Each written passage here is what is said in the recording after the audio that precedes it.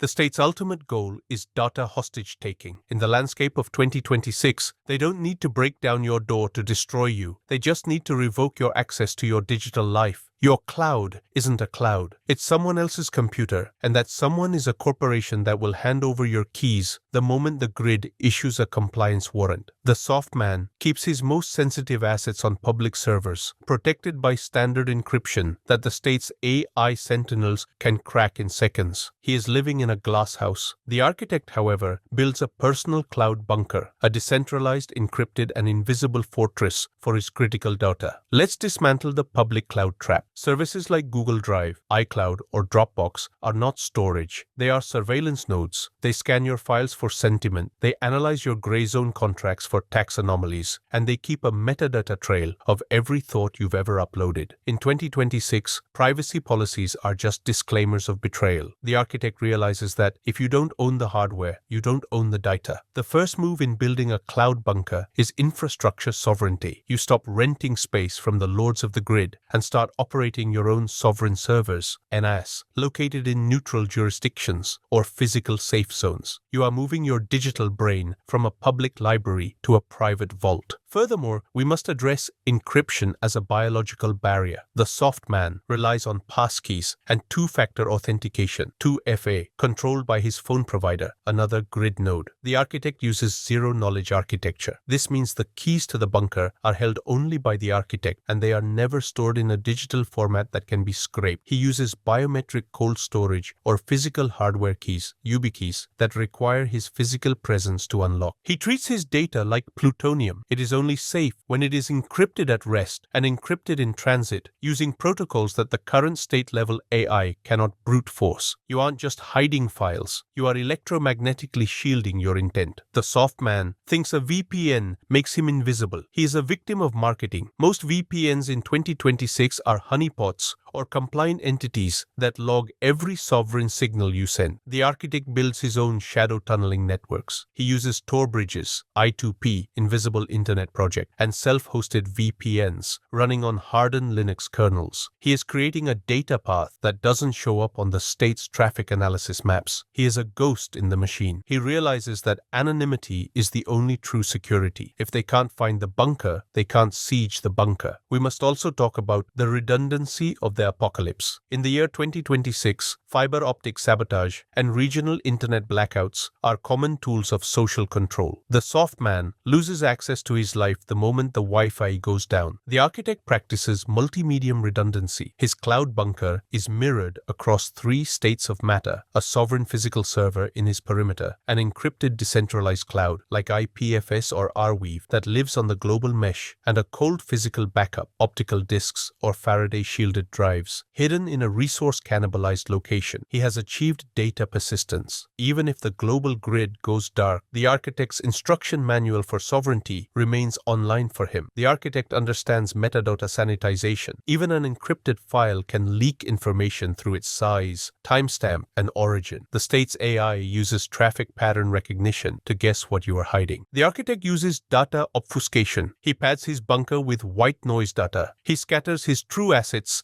among thousands of dummy files. He uses steganography to hide his gray zone keys inside low-value images of sunsets and softman memes. He is turning his high-value intel into invisible ink. To the grid sentinel, his bunker looks like a garbage dump of useless data. To the architect, it is a precision-ordered empire. The final component of the cloud bunker is the dead man switch. The soft man is afraid that if he is deplatformed or detained, his family will lose everything. The architect builds automated inheritance protocols. If he doesn't check in to his sovereign server for a specific period, the bunker automatically unlocks and transfers the keys to his sovereign tribe or bloodline via encrypted relay. He has ensured that his legacy is indestructible. He is operating beyond the grave. He has turned his intelligence into a permanent resource that the state cannot confiscate. Part 1 is the digital hard fork. Stop trusting the cloud and start building the fortress. Your data is your soul in the 2026 landscape. If you leave it in a public ghetto, it will be arrested. If you build an architected bunker, it will be the seed of your new reality. The lords of the grid want your data to be liquid so they can drain it. The architect makes his data solid and opaque. The state's control over the internet relies on a single fragile architecture, the domain name system, DNS, and centralized service providers. They own the phone book of the world. In the 2026 landscape, if the lords of the grid decide you are a non-person, they don't just delete your files. They erase the path to your existence. The soft man is a prisoner of the official web. The moment the DNS filter is applied, his business, his communication, and his cloud vanish. The architect, however, operates within the decentralized mesh. In the second stage of our protocol, we move from storage to connectivity sovereignty. This is the technical process of operating outside the DNS, using dark nodes to ensure your signal remains unstoppable. Let's dismantle the internet connectivity illusion. Most people believe the internet is a cloud of freedom. It is actually a series of choke points. Your ISP, your router, and the root servers are all compliance gates. The architect bypasses these by building his own parallel mesh network. Using long-range radio protocols, LoRa, satellite interlinks, and P2P mesh routers, he creates a localized grid that doesn't report to a central authority. He is hopping from node to node, using the physical geography of his perimeter as the backbone. If the national firewall goes up, the architect's mesh stays green. He is not online, he is mesh active. Furthermore, we must address the dark node protocol. To stay invisible, you cannot have a static IP address that screams, "Here I am," to the state's AI sentinels. The architect utilizes onion routing and I2P garlic routing at the hardware level. Every packet of data leaving his cloud bunker is fragmented, encrypted, and sent through a shifting path of anonymous relays. He is using ephemeral nodes, temporary disposable signal posts that vanish after a single transmission. He is a ghost in the wires. The state's traffic analysis tools see a chaotic storm of low-resolution noise, while the architect is executing a high-definition transaction. He has achieved signal anonymity. The soft man is waiting for Starlink or some other corporate satellite to save him. He is trading one lord for another. The architect knows that dependency is vulnerability. He builds his own sovereign gateway. He uses off-grid solar to power his comm stack. He uses encrypted packet radio to bridge the gap between his physical bunker and his digital allies. He is building a web of trust where every node is owned by another architect. This is the shadow web. It is a private network that runs over the same physical wires as the public web, but it is invisible to anyone who doesn't have the sovereign key. You are living in the gaps of the official infrastructure. We must also talk about the decentralized DNS. The state can seize a